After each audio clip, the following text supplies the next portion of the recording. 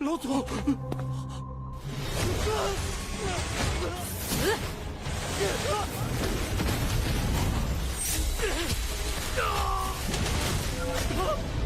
玄圣，你敢阻我？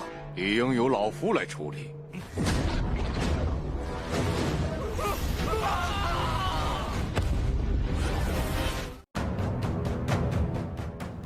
Kembali lagi bersama para jagoan. Seperti biasa, Mimin selalu mendoakan kalian semoga selalu dalam keadaan sehat dan dalam kondisi terbaik.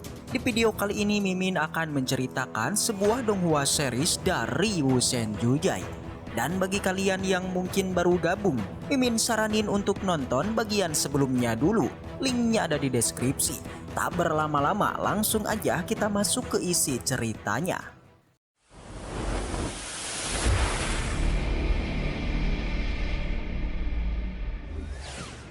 Cerita kembali dilanjutkan yang masih berlatar di lapangan Papiliun Pil yang masih terjadi perdebatan antara Qinchen dan juga Tetua Gong. Di sana Qinchen tidak mengakui kalau ia adalah pelakunya, maka Tetua Gong ingin Qinchen menjawab semua pertanyaannya. Namun sebelum itu Tetua Gong akan melakukan sesuatu dulu. Kekuatan yang dikeluarkan itu menciptakan sebuah mata yang begitu besar.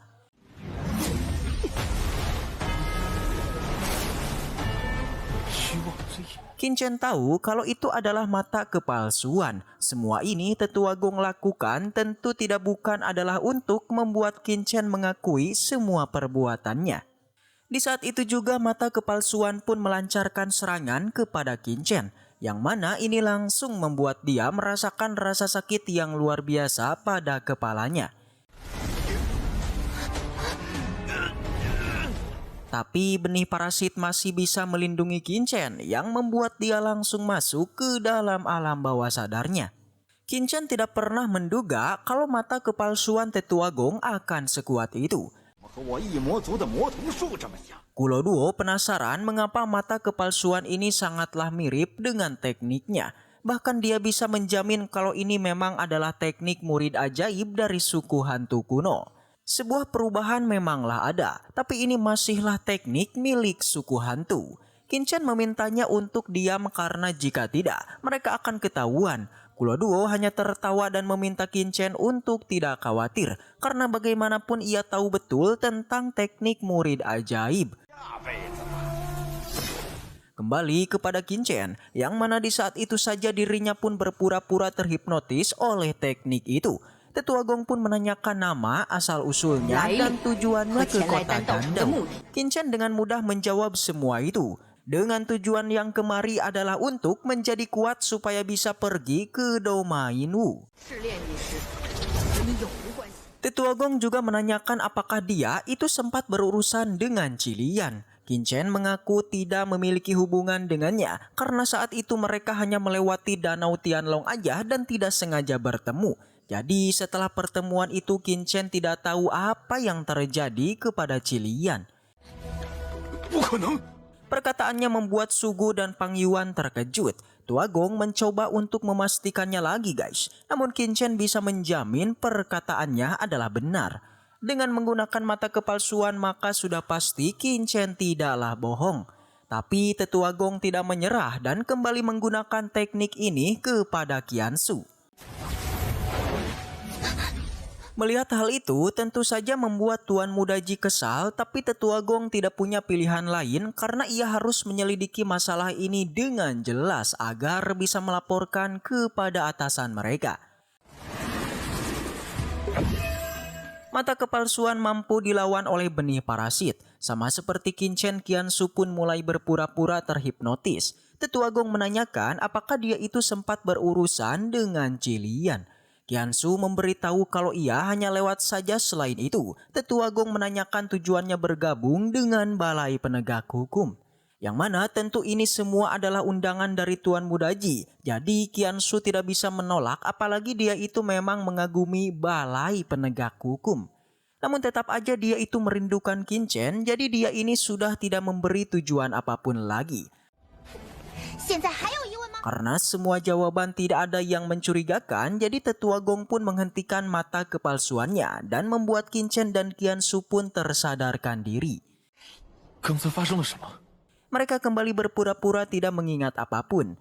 Tetua Gong menyimpulkan kalau hari ini ada beberapa orang yang memanfaatkan balai penegak hukum untuk menimbulkan masalah dengan sengaja. 这不可能！ Peng Yuan menjadi sangat panik karena dia yakin kalau Qin Chen memang adalah pelakunya. Atas apa yang telah mereka lakukan, Tetua Gong akan memberikan hukuman. Serangan yang Tetua Gong lancarkan sempat membuat Peng Luan panik. Ia pun mencoba untuk memberikan perlawanan karena bagaimanapun ia tidak ingin tewas. Serangan yang Peng Luan lancarkan memang sangat kuat, namun sayang sekali semua itu tidak mampu menghancurkan serangan dari Tetua Gong.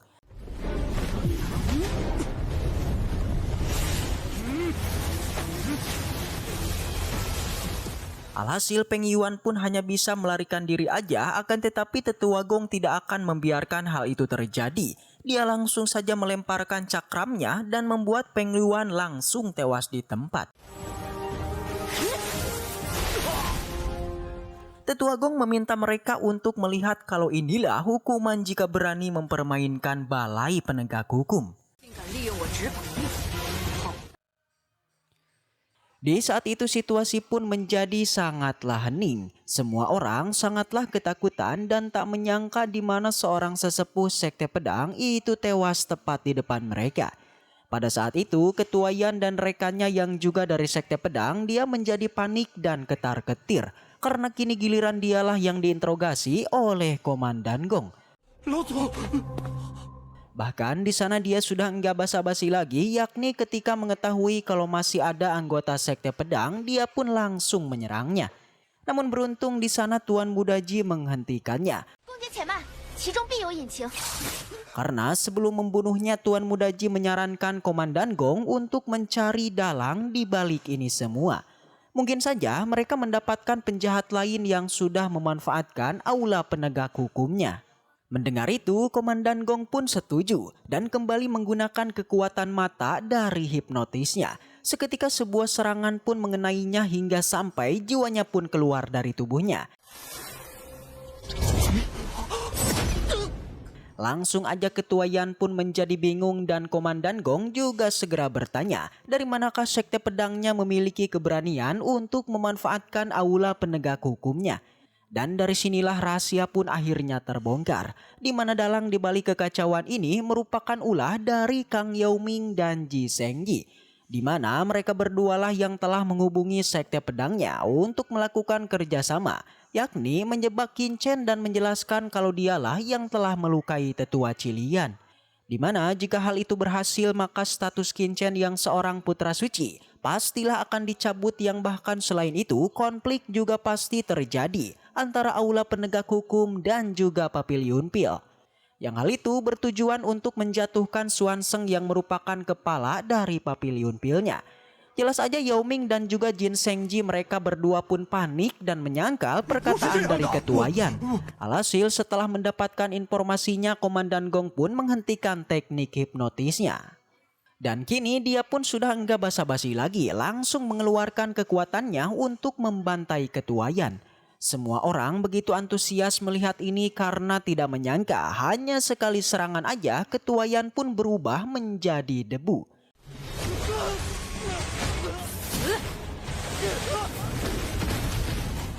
Melihat ini rekan Ketua Yan langsunglah berlutut mencoba meminta ampun pada Komandan Gong, namun hal itu tidaklah digubris, yang membuat dia pun langsunglah melancarkan serangan. Meskipun di sana sempat terjadi adu kekuatan, tapi hal itu masihlah sia-sia karena kekuatan dari Komandan Gong cukuplah besar. Jadinya dia pun lagi-lagi kembali berubah menjadi debu. Setelah menghabisi semua dari kelompok sekte pedang, kali ini giliran dua tetua dari Papiliun Pil yang mulai berlutut. Dia terus meminta maaf berharap Komandan Gong mau mengampuninya. Akan tetapi karena nasi sudah menjadi bubur, sang komandan pun tidaklah memaafkannya dan langsung menyerangnya juga. Namun serangannya tiba-tiba ditahan oleh Xuanzeng. Yang hal itu membuat Komandan Gong pun menjadi kesal dan menanyakan alasan kenapa Xuanzeng menyelamatkan mereka. 玄圣，你敢阻我？ Dia menjelaskan alasan menghentikannya itu karena hanya dialah yang harus menyelesaikan masalah dari orang-orang pavilionnya. Sontak, Komandan Gong pun penasaran bagaimanakah cara Xuanzeng untuk menangani masalah ini. Awalnya, kedua tetua merasa senang karena mereka telah diselamatkan oleh Xuanzeng. Namun ternyata Xuanzeng tidaklah menolongnya, melainkan dirinya menginginkan untuk membantai dua cecunguk ini dengan tangannya sendiri. Alhasil, Xuanzeng pun mengeluarkan kekuatannya dan langsunglah membantai keduanya.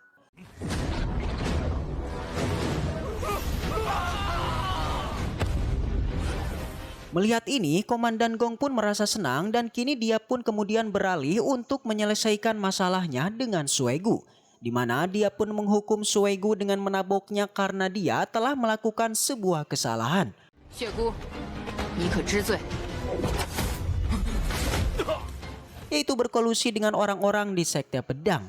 Dan setelah itu, cerita pun 要是连有 bersambung. 何用？ Dan sebelum kita akhiri video kali ini, Mimin akan kembali angkat spoiler lanjutan dari Martial Master, di mana terlihat dalam sebuah cuplikan kalau Lord Qingchen nampaknya dia dibawa ke perahu aula penegak hukum. Di sana dia terus dipuji oleh Komandan Gong dan diberikan selamat atas pencapaiannya yang sudah menjadi putra suci Papiliun Pil. Namun entah apa yang mereka bicarakan, yang pasti masalah di Papiliun Pil saat ini sudahlah selesai. Karena semua orang yang mengganggu Lord Qingchen sudah dibabat habis. Kesimpulannya, Lord Qingchen ini begitu sangat beruntung guys. Jika saja dia dan Xiansu tidaklah memiliki harta benih, maka sudah pasti situasi akan menjadi kacau karena mereka akan mengatakan kejujuran atas pertikaiannya dengan Qilian. Tapi karena ada benih itu, maka keduanya tidak dapat dihipnotis. Dan akhirnya mengatakan kalau mereka tidak terlibat dalam penyerangan Qilian. Yang pasti sekarang Bos Qingchen sudah menjadi putra suci. Dan kini tinggallah memulai rencana lagi untuk perjalanan selanjutnya. Mungkin itu yang Mimin bisa jelaskan. Selebihnya kita tunggu lagi aja di episode selanjutnya.